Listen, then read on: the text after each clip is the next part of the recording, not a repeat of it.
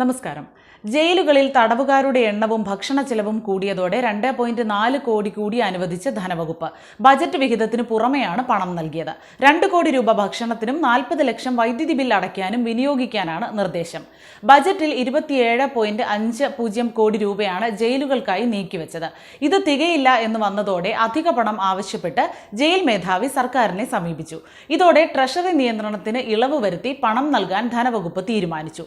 Thiruvananthapuram, Poojappura, Thrissur, Viyyur, Kannur central ജയിലുകൾ, Nettukaltheri തുറന്ന jail എന്നിവയടക്കം സംസ്ഥാനത്ത് 54 ജയിലുകളുണ്ട്. എല്ലായിടത്തുമായി 6017 തടവുകാരെ ഉൾക്കൊള്ളാനാണ് ശേഷി. എങ്കിലും 8350-ലധികം പേരെ പാർപ്പിച്ചിട്ടുണ്ട്. അതിൽ 4393 പേർ റിമാൻഡ് തടവുകാരും 2909 പേർ ശിക്ഷാ തടവുകാരും 950 പേർ വിചാരണ നേരിടുന്നവരുമാണ്.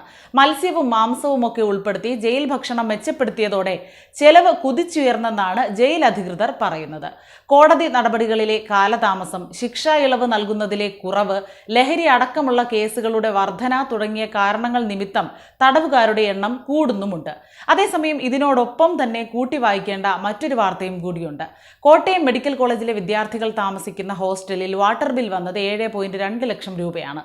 ബിൽ തുക ഹോസ്റ്റൽ അന്തേവാസികൾ അടയ്ക്കണമെന്ന് മെഡിക്കൽ കോളേജ് അധികൃതർ ആവശ്യപ്പെട്ടതോടെ മന്ത്രിക്ക് പരാതി നൽകി കാത്തിരിക്കുകയാണിപ്പോൾ വിദ്യാർത്ഥികൾ.